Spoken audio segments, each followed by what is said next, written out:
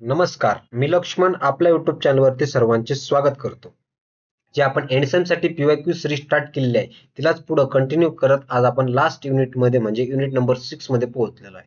तर त्याच्यामधला एक क्वेश्चन घेतलेला आहे. तर क्वेश्चन असा आहे, define and explain the following terms.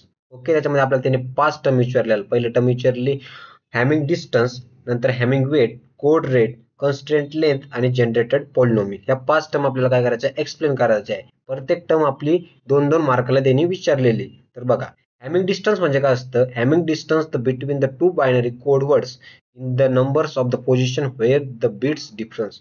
म्हणजे आपला जे आपल्याला कोड वर्ड दिला त्याच्यामध्ये कुठं कुठं किती वेळेस डिफरन्स झालेला आहे, म्हणजे किती वेळेस चेंज झालेला आहे, त्यालाच म्हणते हॅमिंग डिस्टन्स. ओके, तर आपल्याला आपण 2 कोड वर्ड घेतले. एक कोड वर्ड आहे आपल्याकडे 110010. आपल्याकडे हा पहिला कोड वर्ड आहे. दुसरा कोड वर्ड घेतला आपण 100110. हे 2 कोड वर्ड आहे. या दोन काय करायचं, आपल्याला कम्पेअर करायचं. त्याच्यामध्ये कोणत्या बीटला चेंज झाला त्याला काय करायचं, जितक्या वेळेस चेंज होईल बीटमध्ये चेंज होईल त्याला काय आपल्याला एक डिफरन्स करायचा, काउंट करायचा.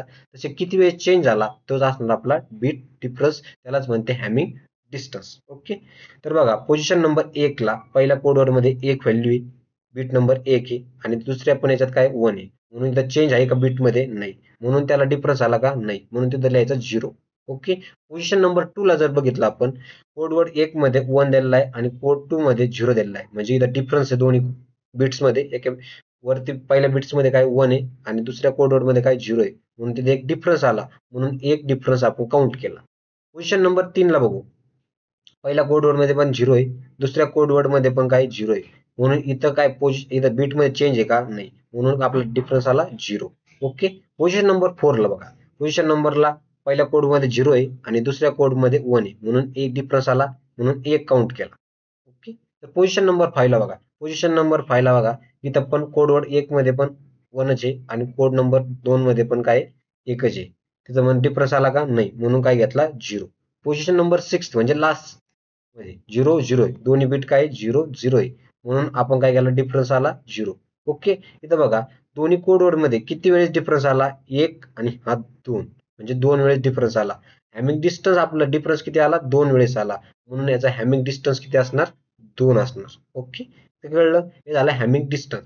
सेकंड पॉईंट त्यांनी विचारलेला आहे हॅमिंग वेट. हॅमिंग वेट काय असतं? तर Hamming weight is the binary code word that is the numbers of ones in that code word. म्हणजे एका कोड वर्ड मध्ये किती वन्स आले त्यालाच म्हणते हॅमिंग वेट. ओके, ते बरोबर आहे. तर बघा, आपण एक एक्झाम्पल घेतलं, त्याच्यामध्ये काय घेतलं 1 0 1 1 1 0, म्हणजे त्यात जितके वेळेस 1 असेल तेच असणार आपलं हॅमिंग वेट. म्हणजे नंबर्स ऑफ 1 किती वेळेस या कोड वर्ड मध्ये 4 वेळेस आलेले, तर आपलं वेट किती असणार? 4. हे झालं आपलं हॅमिंग वेट. त्याच्यानंतर तिसरं ते टर्म विचारलेली कोड रेट. कोड रेट काय असतं ते बघा, code rate is the ratio of the information bit, त्यालाच म्हणतो आपण के ने डिनोट करतो, total bits in the that code word. म्हणजे इन्फॉर्मेशन बीट आणि टोटल बीटचा काय रेशिओ जो येईल तोच असतो आपला कोड रेट असतो. आर म्हणजे असतो code rate, R is equal to K upon N. K म्हणजे असतो इन्फॉर्मेशन बीट आणि एन म्हणजे असतो टोटल बिट्स. ओके, तर बघा एक एक्झाम्पल घेऊन बघून घेऊ आपण. एक एक्झाम्पल घेतलं 7, जी पहिली व्हॅल्यू असती या ब्रॅकेटमध्ये ती असते आपलं टोटल बिट्स आणि जी सेकंड व्हॅल्यू असते ते आपलं डेटा बिट्स. ओके, तर बघा आर, आर म्हणजे कोड रेट का, आर कोड रेट फाइंड करण्याचा फॉर्म्युला काय? के अपॉन एन. के म्हणजे काय असतं आपलं इन्फॉर्मेशन बिट. इन्फॉर्मेशन बिट किती दिलेले? 4.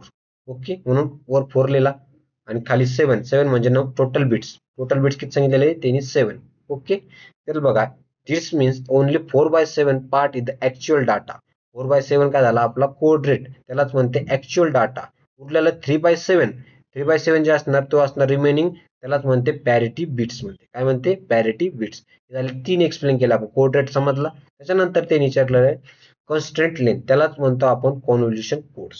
कॉन्स्टंट लेंथच म्हणतो काय होतो? Convolution codes. तर त्याची डेफिनेशन बघा, constant length is the numbers of the input bits that influence the output in convolution encoder. Okay, जितके बीट आपल्या आउटपुटला काय करते? इन्फ्लुएन्स करते चेंज करण्यासाठी, त्यालाच म्हणतो आपण कॉन्स्टंट लेंथ. कॉन्स्टंट लेंथ कशापासून तयार होतो?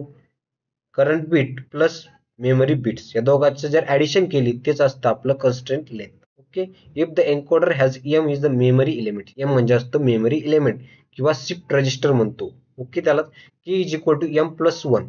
एम प्लस वन म्हणजे मेमरी इलेमेंट प्लस वन जर ऍड केला तर होतो आपला कॉन्स्टंट लेंथ.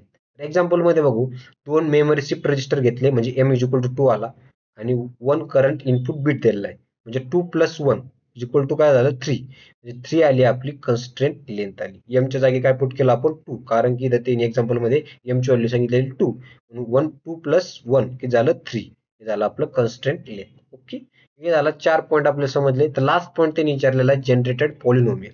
काय विचारलं त्यांनी? Generated polynomial. जनरेटेड पॉलिनोमियल काय असतं? The generated polynomial represent the how input that are connected to output through the delay element in the convolution or the cyclic encoder.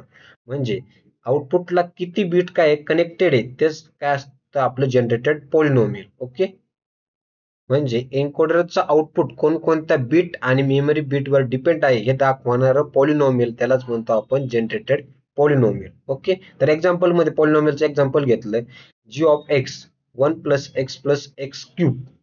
आता हे एक्झाम्पल आहे तर हे बघा, पहिला बीट आहे जो 1 आहे आणि सेकंड बीट काय सांगितलं 1 प्लस एक्स क्यूब म्हणजे याच्यात एक्स स्क्वेअर एक टर्म काय आहे मिसिंग आहे म्हणजे जी मिसिंग टर्म आहे त्या टर्मला आपण 0 लिहायचं, बाकीच्या टर्मला काय द्यायचं 1 1 1 द्यायचं. ओके, जर आपण एक जर एवढं लिहिलं एक्झाम्पल मध्ये G of X 1 plus X cube ही टर्म जर लिहिली तर ह्याला पॉलिनोमियल जनरेटेड पॉलिनोमियल असं म्हणतात.